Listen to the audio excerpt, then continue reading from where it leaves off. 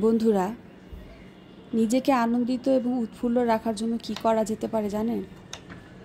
আপনি নিজেকে এতটা ব্যস্ত করে ফেলেন যে কোনো রকমের নেগেটিভ এনার্জি আপনার উপর কোনো ভর না করতে পারে। আর সবসময় আপনি চিন্তামুক্ত থাকেন। তা করার জন্য সবচেয়ে বেস্ট ওয়ে আমার কাছে মনে হচ্ছে কুকিংটা। আমরা যখন রান্না করি, পরিবারের জন্য কোনো কিছু আয়োজন করি, তখন আলটিমেটলি আমাদের মনটা এমনিতেই ভালো হয়ে যায়। আসলে নিজের কাজ যদি নিজে করা যায় এবং পরিবারের সকলে তার প্রশংসাও করে খেয়ে, তাহলে এর চেয়ে ভালো আর কী হতে পারে বলেন? আমি এখানে সবজি টবজি সব কেটে নিচ্ছি। পটল ছিলে নিয়েছি, কেটে নিয়েছি। এখন পেঁয়াজটা কেটে নিচ্ছি, কুচি কুচি করে পেঁয়াজটা কেটে নিব। আর আমি কাঁঠালের সিজনে কিছু কাঁঠালের বিচি ফ্রোজেন করে রেখে দিয়েছিলাম সারা বছর খাওয়ার জন্য। আজকে সেটা দিয়েই রান্না করব ভাবছি।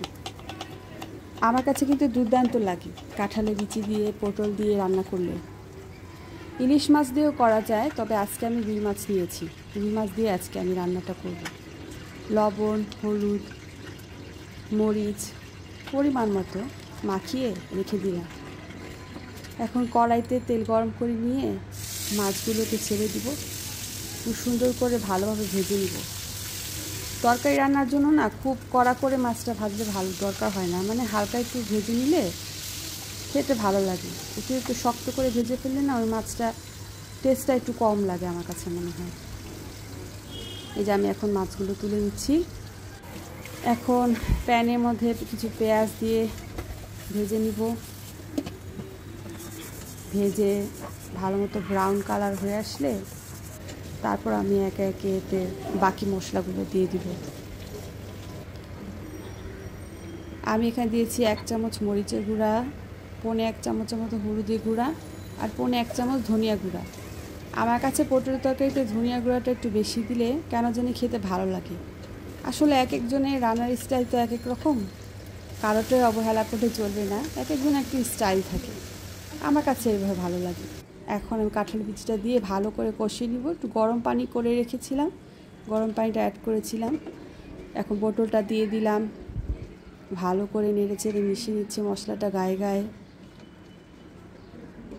হ্যাঁ, এখন ঢেকে দিলাম। ঢেকে কিছুক্ষণ রান্না করে নিব। সুন্দর করে কষাতে হবে। মশলা যত সুন্দর করে কষানো হবে তরকারির স্বাদটা ততই বাড়বে। আমি সবসময় ভালো করে কষিয়ে রান্না করতে পছন্দ করি। আর রান্নার সময় সবসময় আমি গরম পানিটা ব্যবহার করি। লবণটা একটু কম হয়েছিল, টেস্ট করে একটু দিয়ে দিলাম।